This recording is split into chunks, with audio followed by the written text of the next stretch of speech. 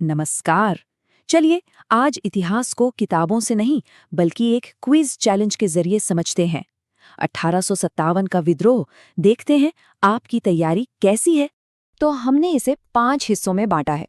पहले देखेंगे कि वो चिंगारी कहाँ से उठी, फिर बात करेंगे इसके हीरोज की और आखिर में समझेंगे कि इसका नतीजा क्या निकला, इसने भारत का भविष्य कैसे बदला। ठीक है, चलिए शुरू करते हैं पहले सवाल से। तो पहला सेक्शन, क्रांति की चिंगारी। आखिर वो क्या एक चीज थी जिसने पूरे देश में बगावत की आग लगा दी, देखते हैं। तो पहला सवाल, 1857 के विद्रोह का सबसे फौरी मतलब इमीडिएट कॉज क्या था? ऑप्शन देखिए, लैंड पॉलिसी, टैक्स, चर्बी लगे कारतूस या फिर एजुकेशन पॉलिसी। अब देखिए, वजहें तो ये सारी थीं, लेकिन सवाल है तात्कालिक कारण का, मतलब वो आखिरी दिन का कौन सा था। और सही जवाब है ऑप्शन सी, चर्बी लगे कारतूस। देखिए, ये सिर्फ एक कारतूस की बात नहीं थी, ये हिंदू और मुस्लिम सैनिकों की धार्मिक भावनाओं पर सीधा हमला था। बस यही वो चिंगारी थी जिसने आग लगा दी। हालांकि बारूद तो कई सालों से इकट्ठा हो ही रहा था, जैसे कि गलत नीतियां और तरह तरह के अपमान।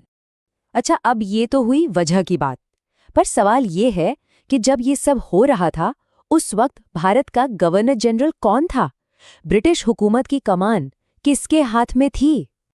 हाँ, तो जवाब है लॉर्ड कैनिंग।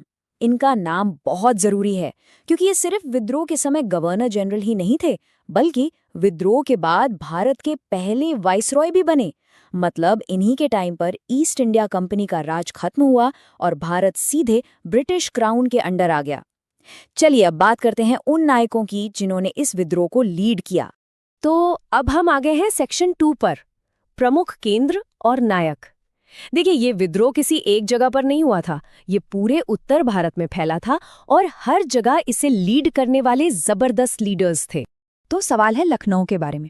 लखनऊ उस वक्त बगावत का एक बहुत बड़ा सेंटर था। तो वहां पर विद्रोह की कमान किसने संभाली थी? रानी लक्ष्मीबाई, तात्या टोपे, बेगम हजरत महल या कुंवर सिंह? सही जवाब है बेगम हजरत महल। अवध के नवाब को हटाने के बाद उन्होंने खुद मोर्चा संभाला और उनका नेतृत्व इस बात का जबरदस्त सबूत है कि इस लड़ाई में महिलाओं ने कितनी बड़ी और मजबूत भूमिका निभाई थी। चलिए लखनऊ से अब चलते हैं बिहार। यहाँ 1857 के विद्रोह का नेतृत्व किसने किया? मंगल पांडे, कुंवर सिंह, तात्या टोपे या नाना साहेब? यहाँ के लीडर की खास बात थी उनकी उम्र, लेकिन जज्बा कमाल का था। हाँ, कुंवर सिंह। सोचिए, 80 साल की उम्र में जगदीशपुर के ये जमींदार गुरिल्ला लड़ाई में माहिर थे और उनकी बहादुरी ने साबित कर दिया कि आज़ादी की लड़ाई उम्र की मोहताज नहीं होती। ये विद्रोह वाकई हर किसी को एक साथ ले आया था। अब जरा इस विद्रोह के कारणों और नतीजों की बड़ी पिक्चर को देखते हैं। सेक्शन 3, कारण और परिणाम। अब सवाल ये उठता है कि इतने बड़े पैमाने पर फैलने के बावजूद ये विद्रोह आखिर कामयाब क्यों नहीं हो पाया और इसके नतीजे क्या निकले? लेकिन नतीजों से पहले एक बहुत जरूरी बात, नजरिए की। ब्रिटिश इसे क्या कहते थे? सिपाही विद्रोह, मतलब कुछ सिपाहियों की छोटी सी बगावत। और भारतीय इसे क्या कहते हैं? पहला स्वतंत्रता संग्राम। देखिए, ये सिर्फ नाम का फर्क नहीं है, ये पूरी सोच का फर्क है। तो अब आते हैं एक बहुत बड़े सवाल पर। 1857 के विद्रोह का सबसे बड़ा नतीजा क्या निकला? किसके शासन का अंत हो गया? मुगल राजवंश, British crown, east India company या मराठा साम्राज्य? सही जवाब है ईस्ट इंडिया कंपनी। ये बहुत बड़ा बदलाव था। इस विद्रोह ने यह साबित कर दिया कि एक ट्रेडिंग कंपनी अब भारत जैसे इतने बड़े देश को नहीं चला सकती। तो 1858 में ब्रिटिश पार्लियामेंट ने एक एक्ट पास किया और पावर सीधे कंपनी से लेकर ब्रिटिश क्राउन को दे दी। यहीं से कंपनी राज खत्म हुआ और ब्रिटिश राज की असली शुरुआत हुई। तो कंपनी राज तो खत्म हो गया, अब अंग्रेजों को डर था कि ऐसा दोबारा ना हो जाए, तो उन्होंने कई प्रशासनिक बदलाव किए, खास तौर पर अपनी फौज में। तो सवाल यही है कि 1857 के बाद सेना में सबसे बड़ा बदलाव क्या किया गया? क्या भारतीय सैनिकों की संख्या बढ़ाई गई या फिर यूरोपीय सैनिकों का अनुपात बढ़ाया गया या सेना को ही खत्म कर दिया गया? इसका जवाब है ऑप्शन बी, यूरोपीय सैनिकों का अनुपात बढ़ा दिया गया। मतलब भारतीय सैनिकों के मुकाबले ब्रिटिश सैनिक ज्यादा रखे जाने लगे और इतना ही नहीं, उन्होंने बांटो और राज करो की अपनी पॉलिसी सेना में भी लागू कर दी। जाति और धर्म के आधार पर सिख रेजिमेंट, गोरखा रेजिमेंट जैसी टुकड़ियां बनाई, ताकि भारतीय सैनिक आपस में ही बटे रहें और फिर कभी एक न हो पाएं। और अब आते हैं हमारे आखिरी सेक्शन पर, विद्रोह का विश्लेषण। अगर ये विद्रोह दबा दिया गया था तो फिर हम इसे इतना ज्यादा महत्व क्यों देते हैं? भारतीय इतिहास में ये एक टर्निंग पॉइंट क्यों है? तो हमारा आखिरी सवाल, 1857 के विद्रोह का ऐतिहासिक महत्व क्या है?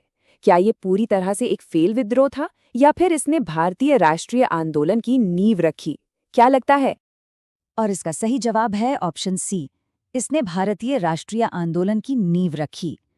भले ही ये विद्रोह अपने मकसद में कामयाब नहीं हो पाया, लेकिन इसने पूरे भारत के लोगों में एक एकता की, एक राष्ट्रवाद की भावना भर दी।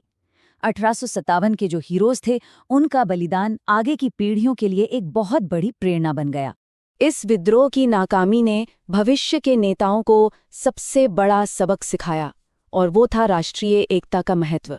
ये बात सब समझ गए कि अगर अंग्रेजों को हराना है तो सबको एक साथ आना होगा। पूरे 100 साल सोचिए, 1757 में प्लासी की लड़ाई के साथ ईस्ट इंडिया कंपनी का राज शुरू हुआ था, और ठीक 100 साल बाद 1857 में इस विद्रोह ने उस राज का अंत कर दिया। ये सच में एक युग का अंत था। तो अगर 1857 में नाकामी की वजह एकता की कमी थी, तो ये सबक आज हमारे लिए कितना जरूरी है? राष्ट्रीय पहचान और एक साथ मिलकर काम करने का। नमस्कार, भारतीय राष्ट्रीय कांग्रेस की कहानी ये सिर्फ एक पॉलिटिकल पार्टी की कहानी नहीं है, बल्कि ये तो भारत की आज़ादी की लड़ाई का, आप कह सकते हैं, एकदम दिल है। तो चलिए कुछ जरूरी सवालों के जरिए इस लंबे सफर के उन पड़ावों को समझते हैं जिन्होंने हमारे देश का भविष्य तय कर दिया। तो कितना जानते हैं आप उन लम्हों को जिन्होंने इस देश को बनाया? तैयार हैं? चलिए फिर अपनी याददाश्त को थोड़ा परखते हैं। ठीक है, तो शुरुआत करते हैं कांग्रेस के बिल्कुल शुरुआती दौर से, वो वक्त जब विचारों का टकराव भी था और भविष्य के लिए बड़े बड़े गठबंधन भी बन रहे थे।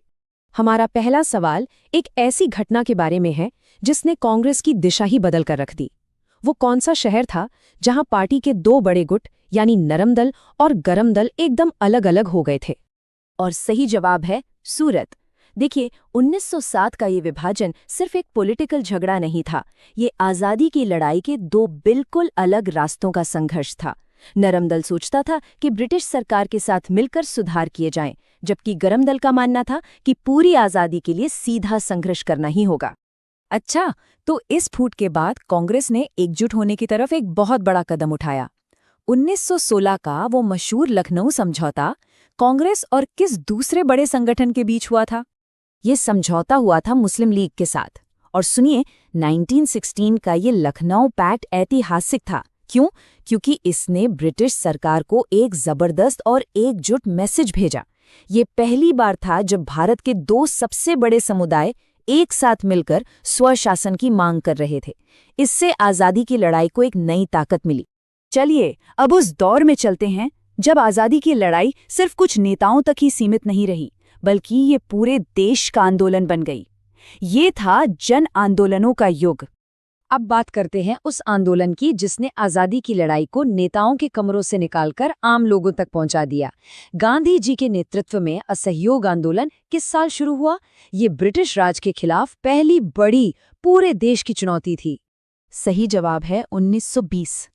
इस आंदोलन का जो मूल विचार था वो था असहयोग, मतलब ब्रिटिश सरकार को चलाने में कोई मदद नहीं करना।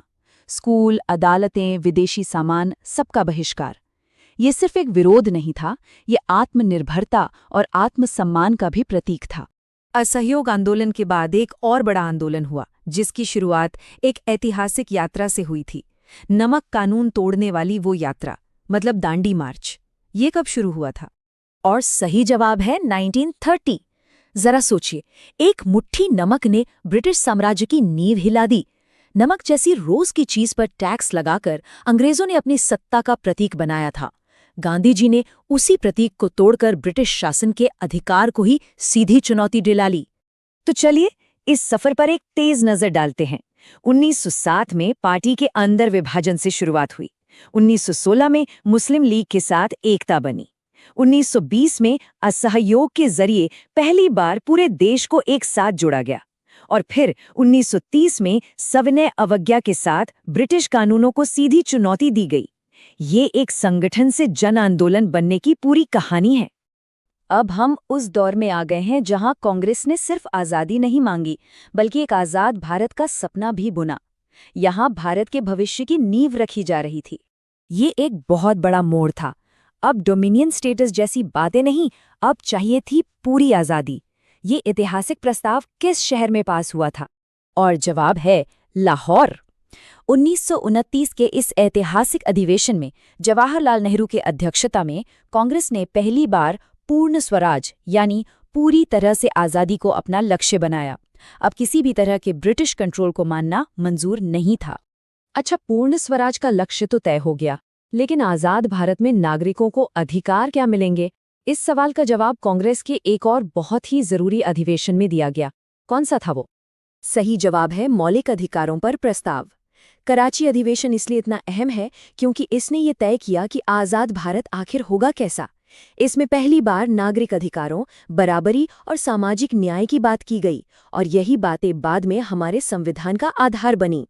और अब हम कहानी के आखिरी और सबसे निर्णायक दौर में पहुंच चुके हैं। वो दौर जब पूरे देश ने एक आवाज में कहा, अंग्रेजों भारत छोड़ो। ये आखिरी और सबसे बड़ा बुलावा था। करो या मरो का नारा भी इसी आंदोलन में गूंजा था। वो साल कौन सा था जिसने ब्रिटिश राज के ताबूत में आखिरी कील ठोंक दी? वो साल था 1942। बॉम्बे के ग्वालियर टैंक मैदान से गांधी जी का करो या मरो का नारा सिर्फ एक नारा नहीं था, ये एक आखिरी चेतावनी थी। संदेश साफ था, अब या तो भारत आज़ाद होगा या इस कोशिश में हम मिट जाएंगे। भारत छोड़ो आंदोलन के बाद ब्रिटिश सरकार ये समझ चुकी थी कि अब सत्ता सौंपनी ही पड़ेगी। इस पूरी प्रक्रिया पर बात करने के लिए उन्होंने कैबिनेट मिशन को भारत भेजा। ये मिशन किस साल आया?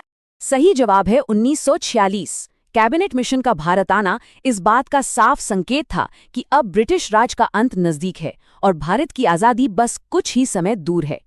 तो कांग्रेस की ये यात्रा कितनी शानदार रही है ना? याचिकाओं से शुरू हुई और देशव्यापी जन कार्यवाही तक पहुंची, अंदरूनी फूट से गुजरी और राष्ट्रीय नेतृत्व की धुरी बन गई।